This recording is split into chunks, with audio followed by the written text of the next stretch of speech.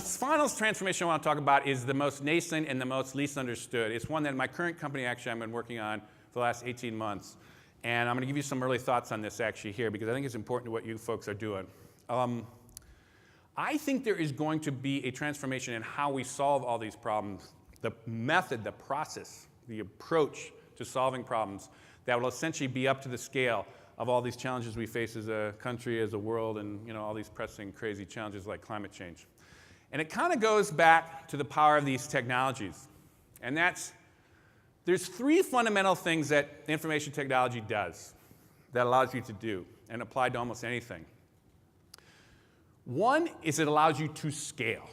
And I already went over in the early part of this talk how that actually works. But you can do larger numbers of people can do things through technology than you can ever possibly think of in physical spaces.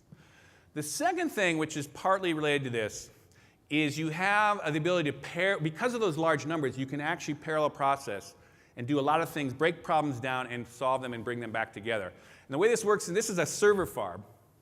So when you guys basically do, let's say, a Google search, your query is essentially broken into subqueries and is distributed through a network of smaller computers which do that little piece of it, reassemble the answers, and pop it back to you. It happens in a split second because it's all connected with fiber optics. But that essentially is distributed problem solving is essentially at the core of what essentially our current kind of internet actually works like. Very different, by the way, than supercomputers were. Supercomputers were just building bigger and bigger and bigger brains, and someone said, oh, what if we took little brains and distributed the ideas? And that ended up being scalable and faster. Anyhow, that's how the computers work. So there is a way to start thinking if you start to scale a lot more people together, you could start parallel processing on a lot of these issues essentially that I was talking about, or in a kind of business sense, all the different kind of pressing issues that are going to happen to various companies as this world changes this fast. The third thing is the classic thing about technology collapses space, where you can finally do things. You don't need them in the same room. We don't all have to be here, although there is a lot to be said about what happens in face-to-face meetings. You can start to essentially do this paradigm shift, is go from always having people together physically to starting to leverage huge numbers of people all over the world.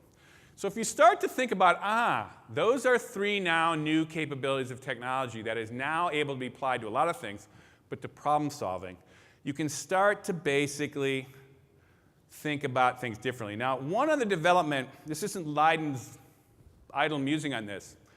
I want to mention what's happening in the Silicon Valley right now is essentially companies applying themselves to that problem, largely talking about how do we start to get a lot more very sophisticated people working in very, very nuanced and complicated ways. That essentially is what's behind this Google Wave. Now, some of you might have heard about Google Wave, and without getting too into it here, in tech circles, this is kind of the biggest thing going on right now. It hasn't been fully released. It's been released to a developer crew, of which my company is one of them, and we've been working with it.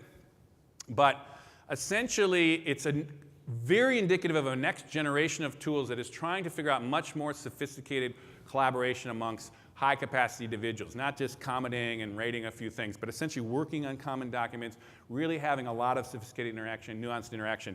This is essentially where I make the analogy to, like, if you were talking about social networking in Facebook 5-6 years ago, people wouldn't really have got what you're talking about. But in fact, we now look back on it and say, oh, I get how that works. There's a similar kind of stew happening now in this web collaboration space that ultimately we're going to look back on and say, I get it now.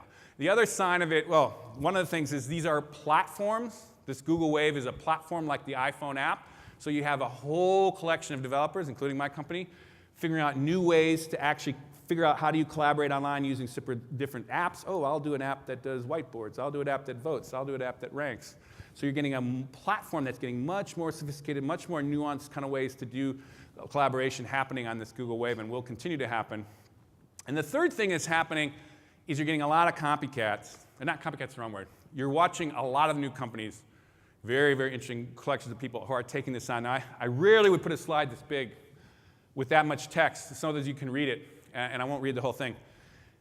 But this is a new company called Asana. It's been founded by Mark Andreessen, who is the founder of Netscape and also the co-chair of Ning. It's also the co-founder of Facebook, is one of the drivers behind it.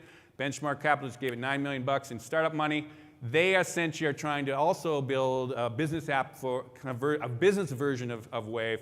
Everybody's trying to figure out how do you get groups of people working together effectively. It's fundamentally a human endeavor, but the state of the art falls short of real efficiency.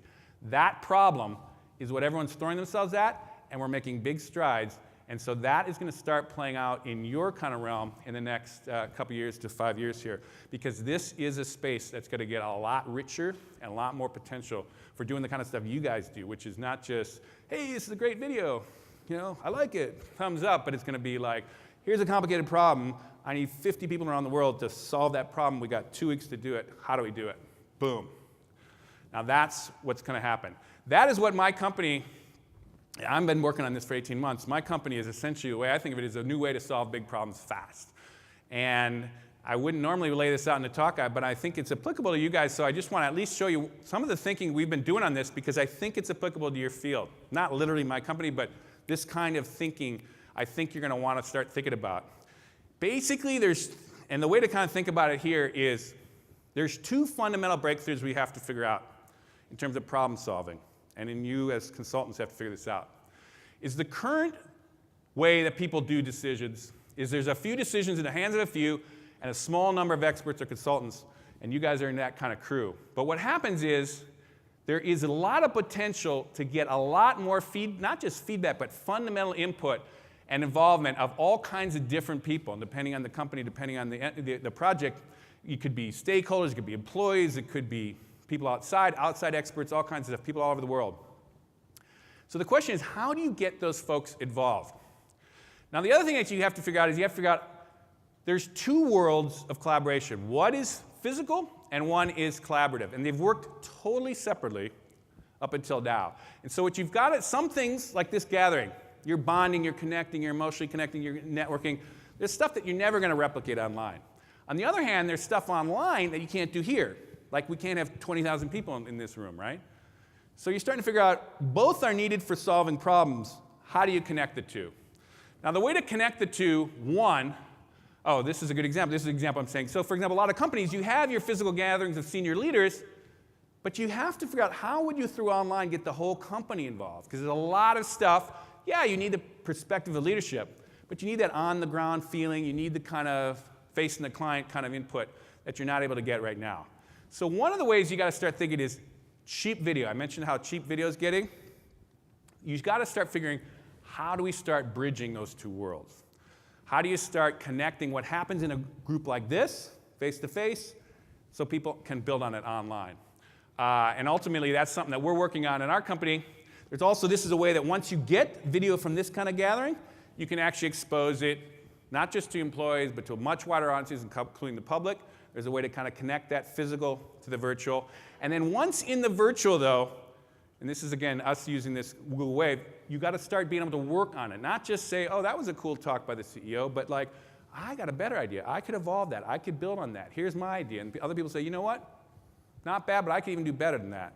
So essentially what we're working on is how do you combine these 3 things?